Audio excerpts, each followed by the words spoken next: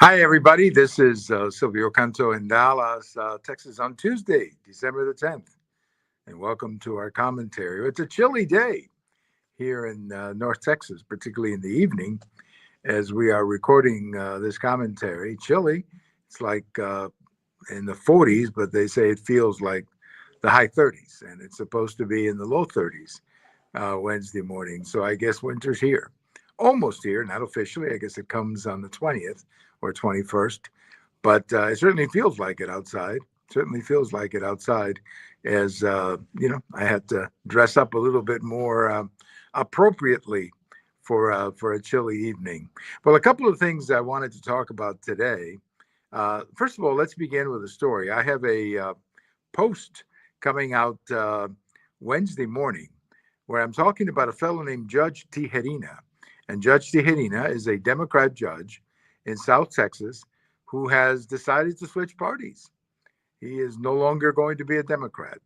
Judge Tijerina has been a judge down in the border, one of the border counties over by Laredo. He is a judge in Webb County, which is a county south of on the border in South Texas, and he's decided to switch parties. And it's fascinating to hear why he's doing that. Number one, he's switching parties because he just thinks his party has gone too far to the left. And he just cannot relate to a political party that wants to open the border, that doesn't want to control illegal immigration, a political party that seems to favor men playing as women and competing with girls in schools, not just competing with them, but taking trophies away from girls and potentially scholarships from girls in schools and colleges. And he just cannot relate to that. He simply, that's not the Democrat Party I used to know. And another thing too, and this is fascinating, particularly in the South Texas, this would be the southeastern part of Texas over by Corpus Christi and that part of the state. He doesn't understand all these crazy attacks on the oil and gas industry. He's obviously in favor of a clean environment, but he doesn't think you do it by destroying the oil and gas industry and by promoting all these theories about green energy and so on, theories that have not been proven, theories that would be very costly. And, we haven't had a debate as to whether it even works. And you've got Democrats pushing ideas that have never been tested, have never been shown to work anywhere. So he's switching parties. He's switching parties. He's a Democrat.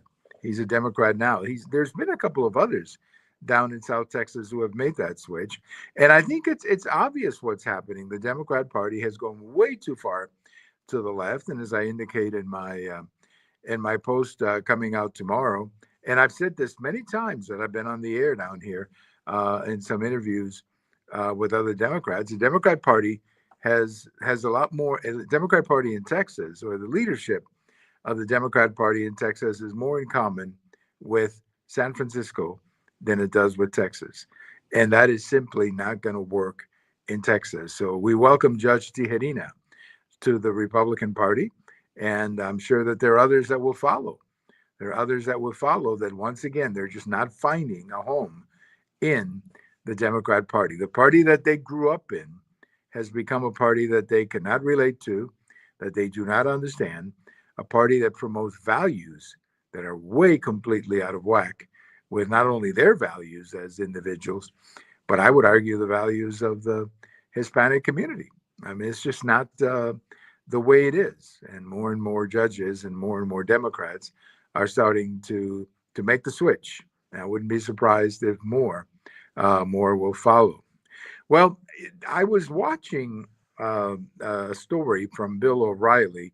I'm a huge fan of Bill O'Reilly. I follow his podcast and I check his website just about every day. And Bill O'Reilly was running a story. He was showing a map of the United States, an electoral map of the United States.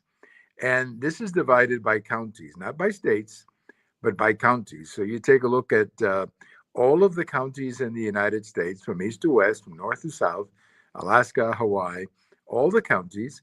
There's roughly 4,000 counties or 3,000 counties. I'm not exactly sure which one. I think it's 3,000.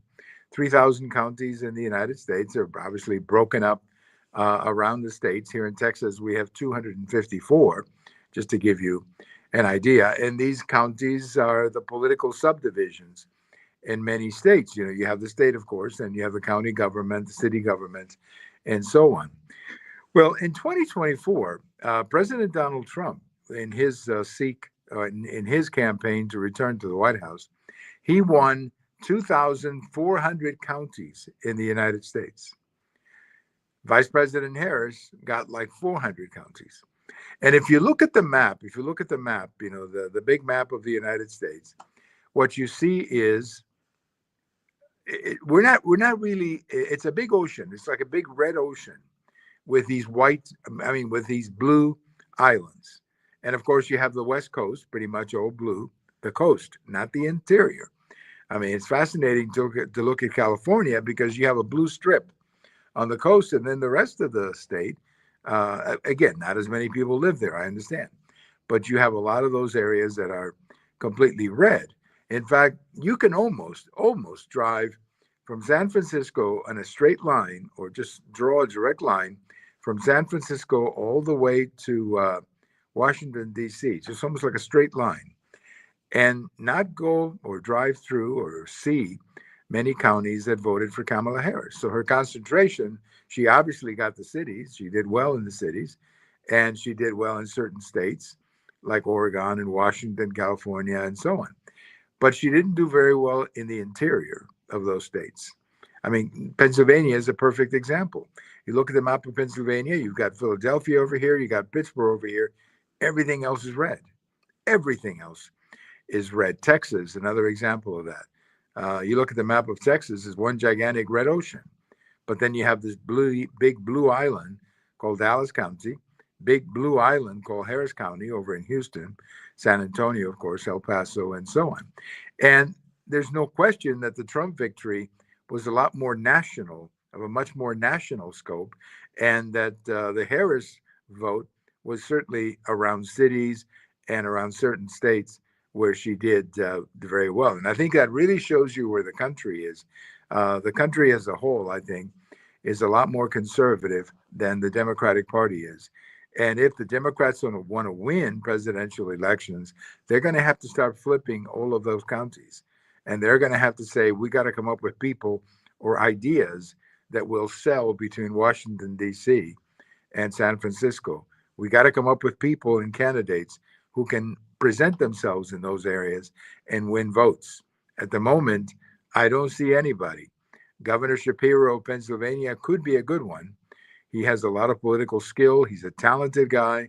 He could perhaps in 2028 compete for the presidency, particularly if Donald Trump has a bad presidency or doesn't do as well as planned or runs into problems that we are not seeing right now. But he would be the best shot, I think, that the Democrats have, because I do think he is someone who can project himself beyond cities and blue states. But if Donald Trump has a fairly decent presidency, which I think he will, if he has a fairly successful presidency, which I think he will, I think you're very likely going to see J.D. Vance in the 2020 election, and he would probably very likely be the next president of the United States and would win the election in 2028. So, again, the consequences of 2024. I know we haven't even inaugurated Trump yet, and we're already talking about 2028. But these, you got to think ahead about these things, and you got to wonder what lies ahead. And of course, a lot's going to depend on what happens in 2026. Are the Republicans going to keep the House? Historically, the party in power loses the House their first year, so we'll see how it all unfolds. But I'm optimistic. I think Trump is the kind of guy who's going to focus very strongly on certain objectives that he knows are popular, such as the immigration problem, the border problem, the energy problem, the crime problem. I think he's going to focus on those things, and of course the international problem. Make sure that we don't get ourselves in any conflicts. But at the same time, I think Trump's going to be very tough with ISIS and with terrorists. I mean, if they don't start getting their act together, I can see Trump being very forceful with him. Certainly Iran. I think with Iran, I think you're going to be seeing a very, very tough Trump when it comes to Iran. But anyway, this picture of the counties, if you get a chance, take a look at this picture of the country on a county by county basis, it is phenomenal. It is unbelievable. It is just incredible how much red there is in the country versus the blue in cities or some of the coastal areas. Let me leave you with a little historical note. Those of you of my generation, you may remember a fellow by the name of Otis Redding. He recorded a very popular song called Sitting on the Dock of the Bay. Otis Redding was one of the most amazing vocalists of the 1960s, had a tremendous style, was a pretty good songwriter as well. He was, I guess, the definition of soul music when it was called soul music back in the 1960s. Just a great performer. I never saw him live, but I've seen videos of him, and the guy was pure energy when he was performing.